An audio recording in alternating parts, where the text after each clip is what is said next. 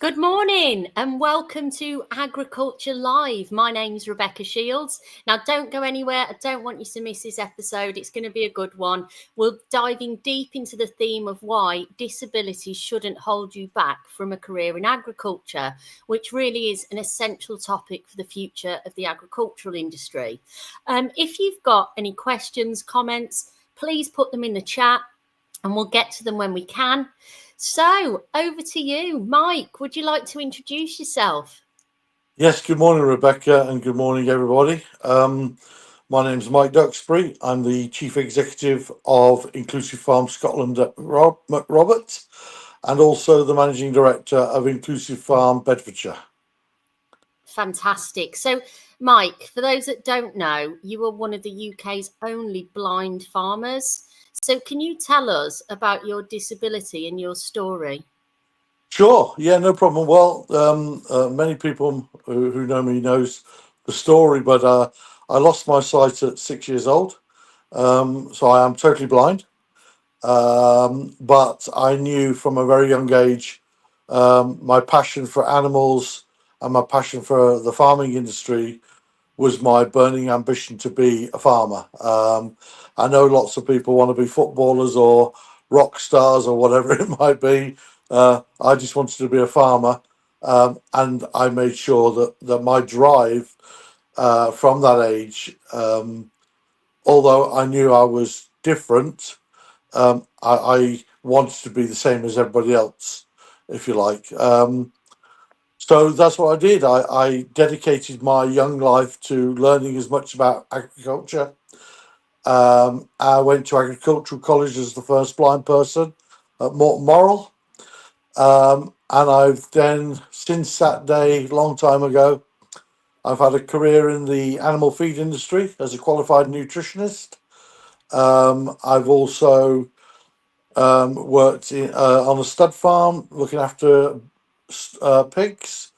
I've worked in the telecoms industry for a big chunk of my life, but I've also worked predominantly in agriculture, mainly with livestock. So that's a bit about my disability and me, really. So, what was the drive behind wanting to go down the agricultural route, Mike? I That's a really good question. What would drove me? I guess I came from originally from East Lancashire, very working class background. Um, but I guess I wanted a lifestyle that I could enjoy, a lifestyle that I could really be part of. Um, and I knew as a blind person that there was very little in the factories and that environment that really would fit. And also, I just couldn't see myself in an office or in a factory.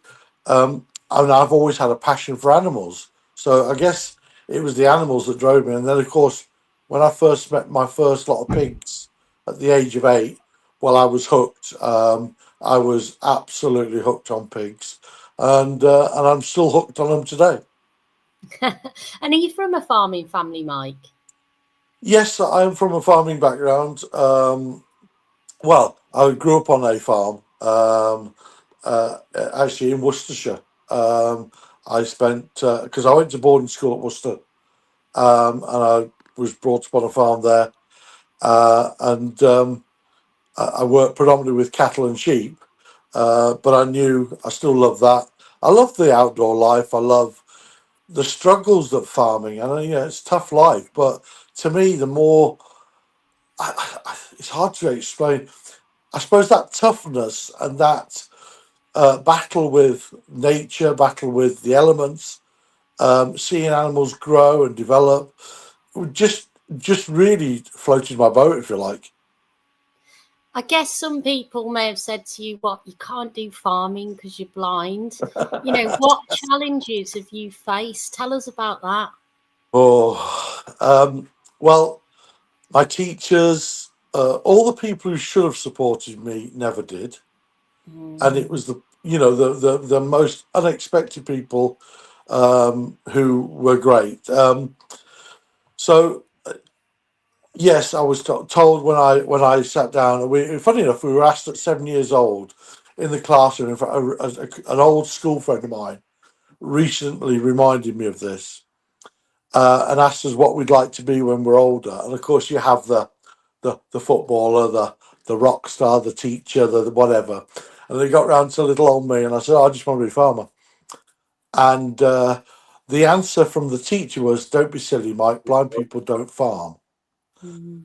And I think to me that was red rag to a bull. Those who know me know how belligerent and stubborn I can be. And I guess I also told my father, when I came back from boarding school, where I was at a special school for all other blind people, and I stood there and told my dad, I said, "I don't want to be like them. I just want to be like everybody else out there and live a normal life." And I guess for a little boy of 7, 8, 9 to say that had quite a dramatic effect on my father. Mm. So yeah, no, and through life, you always get the doubters. But seriously, Rebecca, I have never had. I've seen discrimination. I've faced discrimination. I've had the horrible comments. I've had the nastiness and unpleasantness. But do you know something? I've never had any of that in agriculture. Well, that's brilliant, but it should be like it everywhere, shouldn't it? It should be, but sadly, it isn't. And we're in 2025, and still we have a major problem with disabled people being employed.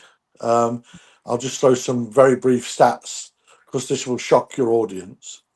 90% of blind people in the UK are unemployed, Mm. and 78% of autistic people are unemployed. Wow. And a recent BBC survey said the employment opportunities for disabled people hasn't changed in 65 years. Wow. So we're trying to change that. And one of the reasons why I set up Inclusive Farm, I did a piece for the government about 8 years ago. Um, I spoke to lots of recruitment companies. I spoke to lots of businesses, and we did a piece around sending out job applications with including a disability or excluding a disability. Um, the ones where we didn't include disability in the application, we got around about a 60% success rate, which I don't know if that's normal, but that's what we got. And from that, quite a few interview offers and so on. In the environment where we sent out the applications with disability put into the actual application, we sent out 251. I had to remind myself this morning of the facts, actually. We sent out 251 job applications. Mm. Let me tell you what the results were. We had one reply. Wow. So why do you think that it puts people off hiring someone with a disability? I think the reasons are very simple.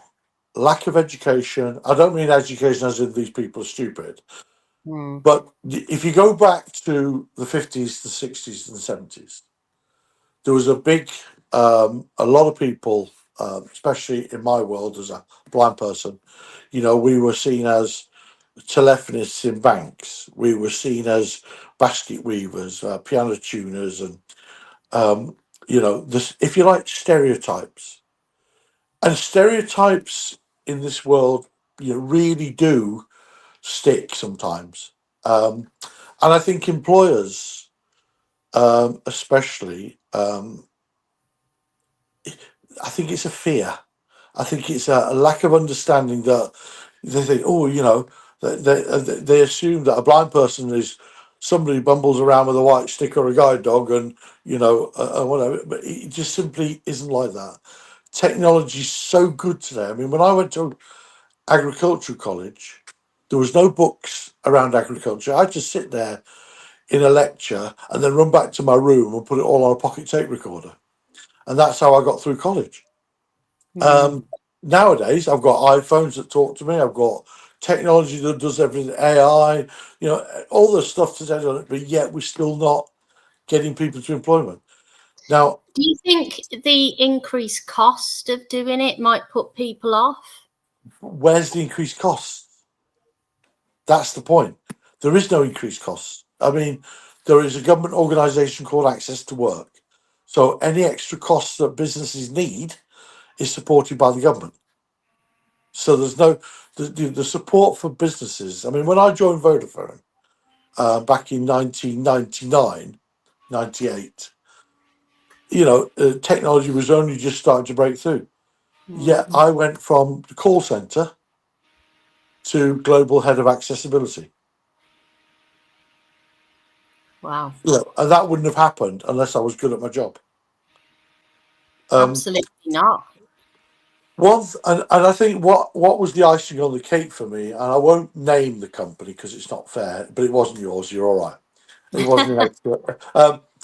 I sat down with a senior person within a very large recruitment company, and we were talking about opportunities. What was out there for people. With my background and training. And his words to me was, and I always remember this, and it floored me. Now, bear in mind, this was only in 20. No, it wasn't. Yes, it was 2019.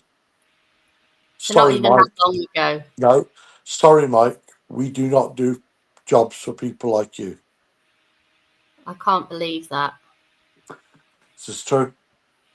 Absolutely true. My partner who sat with me at the time, because she was helping me take notes, we both sat there when we were absolutely flabbergasted. And this is probably one of the biggest recruitment companies in the country. So that's why we started Inclusive Farm. So tell us about Inclusive Farm. What is it? What do you do? Where is it? Okay, so Inclusive Farm, the brand, was started is out of frustration from myself. Basically, I could not get a job. I tried. I've still kept all things. Tried 517 job applications. I've worked with people across agriculture, but I couldn't get a job. So I decided one night at 2:15 in the morning, and it's my partner's worst nightmare. I woke up and I said, "I've got this idea," and I still do it now. And she tries to throttle me. No, no. And I said, "Why don't we sell everything we've got, get a piece of land, and I'll build us a farm, and if it and let's farm all the things that I love, as nobody else wants me. Let's farm it." And she said, "Well, hang on. What is this farm going to look like?" And I said, "Well, I was trying to." She said, "Mike, I can't get my head around this." So I said, "Okay." So she went and got me some Lego, and I built the farm in Lego. And then we sold everything we had, as in our motorhome, and I had a sports car at the time. We sold everything, and we went and bought loads of timber. I built a barn, a 3-bay barn, put up all the fences, pens, and we stocked it with pigs, calves, sheep, hens, everything. And there was born. I said, "Well, it's got to be inclusive because I know everybody will use it. It can come here and use it." Um, and we invited lots of organisations right across the board to come and give us their thoughts and feelings and comments. And everything was just positive, positive, positive. In fact, so much so that they all said, "We'd like to come and use the farm for our students." And I said to my partner, "Well, what a great idea. Let's see if anybody wants to use it as a teaching establishment." And we tied up with Milton Keynes College and some other schools. And before we know it, we're teaching 20 students a week. And the brand went from strength to strength. We've now got 2 farms in the UK, and we were recognised in 25 countries worldwide. That's incredible. Yeah. Well, So if it doesn't come to you, Mike, you certainly go and get it, don't you? Make it yeah, happen. but isn't that isn't and in some ways I'm glad that nobody wanted me because we wouldn't have inclusive farm. And you know, the one thing I've seen from this as we grow and as I get in touch with lots of people and work with lots of organisations. They absolutely do want to do it. The agriculture wants to embrace it, but they don't want to make mistakes, Hmm. and Do you? they don't want to deny people. Yeah, yeah. Do you think that there's enough role models with disabilities in agriculture? No, not at all. Yeah. Um, So maybe that's because where it starts. People like you. well, possibly, but traditionally, as you may know yourself from the background, if people are injured in agriculture, they tend to disappear out of it. Hmm. You know, but yet I mean, I was at the spring show here in Scotland, in Aberdeenshire yesterday, and I went round loads of stands and met with lots of people, and the hunger for wanting to do this, Hmm. it absolutely floored me. I mean, what mistakes do you think they're scared of making? I think it's a lot of it is terminology, Rebecca. I mean, like one guy yesterday, and we both laughed about it when he said it. He said, "Oh, Mike, come and have a look at this tractor." He said, "Oh, bloody hell, you can't see it." I said, "No, but I can have a good feel." Um, and we laughed about it. And he said, "And that is," he said, "But you don't mind that?" I said, "No." I said, I think a lot of people, Rebecca, are frightened to ask the questions. They meet me and they're blatantly asked, so can you see anything or not? What, and I think he's absolutely right. I think we should be able to answer questions because at the end of the day, I am blind. I've got nothing to hide. And if it helps other people overcome their fears of saying the wrong thing, doing the wrong thing, and isn't it easier just to say no? If you're a recruitment company, as I came to you for a job, it's probably easier for you guys because of the efforts and the time needed to do things.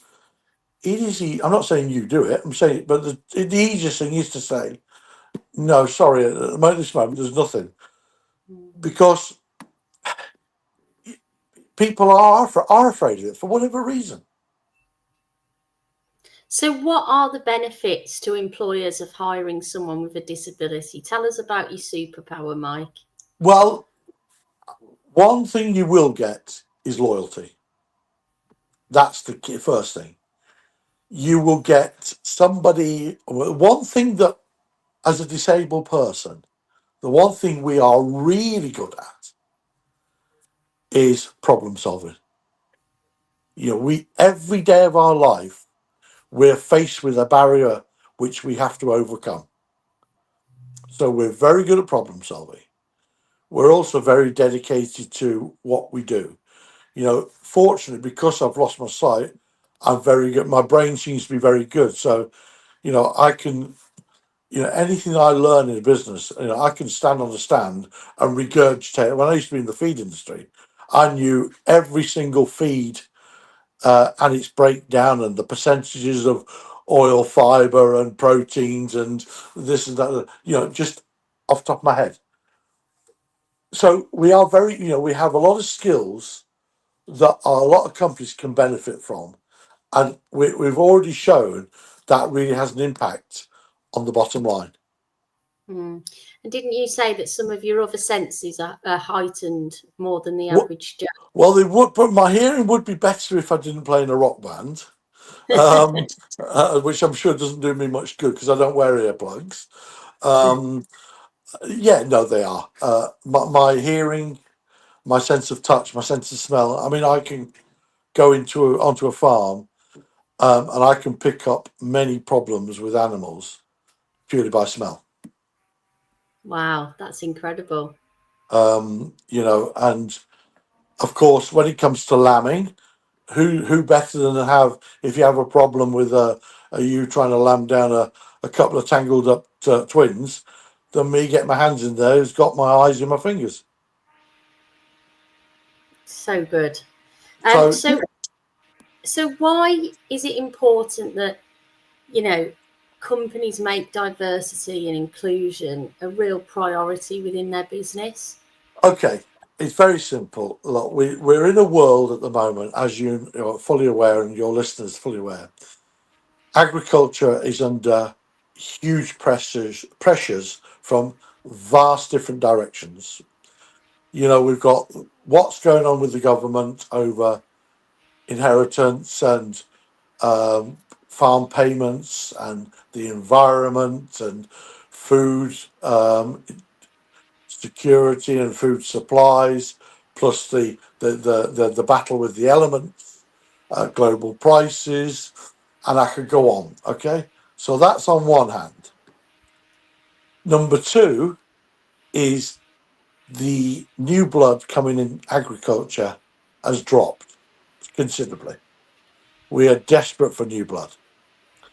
Now, there are I think this morning I've checked the figures, it's about 9.3 million people currently in the UK who are either not working or not looking for work. And a lot of those people, a big percentage, are people with disabilities who've been told all their lives they're no good for anything and therefore have stopped looking. Mm. And yet these are people with enormous, fantastic education, brilliant, minds and brains on them, and yet nobody wants them.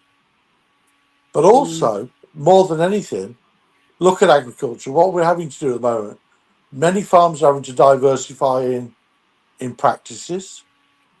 Many farms are having to diversify in how the farms are run. They're diversifying it into the enterprises that they are running. Oh, and guess what? Diversifying into people is probably not a bad thing neither. Yeah, absolutely. So, you know, what should agricultural employers do to support people with disabilities better, do you think? Well, work with organisations like ourselves. I mean, one of the things that I found was the big key, and it was never meant to be like this, but because I'm disabled myself and with a background in farming, a lot of other disabled people can relate to me because I'm like them. If you look around you, many projects that are set up for disabled people are usually set up by very well-meaning, able-bodied people that but don't understand the day-to-day barriers that disabled people face. Mm. But by tackling it my way, I mean, when you go to the people who've been to my farm down south and this new farm in Scotland, is yes, you'll walk around and you probably will never see the changes I've made because they're subtle changes. Because at the end of the day, it's a working farm, you know, Mm. and working farms bring what working farms bring. But there's subtleties, and those subtleties are making sure that the gateways are wide enough to take all that's necessary. Not just a 3 foot gate into a pen, but make it 4 foot so somebody in a wheelchair can get in there. Mm. I put matting on the floor in front of the pens so that if you've got your arms full of buckets and bales of hay, you've got something to feel with your feet when you're getting close to the pens. Each pen front is a different tactile layout. So if you are blind and the wind's blowing a hoolie, which in Scotland it often does, I just need to reach out, touch the fence, and because I know the shape of that fence, I know exactly where I am. It's amazing, just them little subtle changes that Nothing make the difference. changes. Yeah, yeah. And at the end of the day, though, all I'll say to it, because I'm blind, it doesn't mean I'm stupid. No. You know, it's just the eyes that were. So, and if you look at agriculture, and I try and use agriculture rather than farming because everybody Again, when I say farming, that conjures up driving tractors, milking cows, chasing sheep around the field. And yes, of course, I have my limitations when it comes to that. But back in the 80s, 90s, when I was going into farming, pigs were kept indoors. Once I learnt the shape and the outline of all the pig units, I was just the same as anybody else. So, if you're a business today listening and you want to make changes to your diversity, inclusion practice, get more people who have disabilities into your organisation, where do you start? What do you do? You get into, first thing is there's people like myself who are there to help. The more we help people, the more we all work together, the better industry that I absolutely love. And I've loved now for nearly 50 years. And I still love it today. You know, this is a special to me. So if there's anybody out there who is thinking about getting involved with this, get in touch. And I'm easily available on the website, on Facebook, on LinkedIn. Just get in touch and we'll help them. You know, it doesn't cost vast sums of money to make your world more accessible. What it takes, excuse me, is commitment and wanting to do it, believing it. You know, at the end of the day, we're not trying to make farms fully accessible because a working farm is a working farm. Um, you know, and we've got to keep it like that because that's how it was. But there are things you can do that are easy, but are good for everybody, whether you've got a disability or not. And you've said that there are organisations out there that will support and help, you know, Yes, extra yeah, costs and things yeah, like that. yeah. There's loads of support, but it's got. I mean, you know, I do a lot of work with Scottish government. I do a lot of work with big businesses. I'm always called in by some big agricultural companies who have learnt that actually by retaining their staff and by supporting their staff, they've got a better workforce. Absolutely. So, Mike, we're coming to the end now. A question that I ask all of my guests is, you know, what do you think is the biggest issue next for agriculture? I think the one thing that we don't do enough of is work together. I think the one thing that the government's forced us to do is more and more of us realizing that we have to work together. You know, if we have to build another 1.5 million homes in the UK, whatever happens, some of that is going to take up extremely rich agricultural land, which once used will never be used again. So I think food production for me and collaboration between groups and farmers, they're the two key things that worry me about the future. We've got to pull together and work as a team. That's so interesting. Thanks, Mike. I mean, what a role model you are for the industry and what a story. Thank you, everyone, for watching and listening. And thank you so much, Mike, for joining me today. Keep following us. We have got some great new discussions coming up next Thursday. We're going to be talking about how do UK farmers go from value adding to wealth creating. And if you've got an interesting topic in agriculture that you would like to talk about, please get in contact with me via Agricultural Recruitment Specialist, which is www.agrirs.com. And if you would like to hear more on new issues and topics within the agricultural and farming industry, you can follow us on various channels, including Spotify, YouTube, Apple Podcasts. Just look up Agriculture Live. Thank you so much for joining us. Mike, would you like to say goodbye from you? Yes, thank you very much indeed, Rebecca, for your time and giving us a chance to talk about what we're trying to do. And good luck to all those farmers and farming people out there. Thanks, Mike. Goodbye, everyone.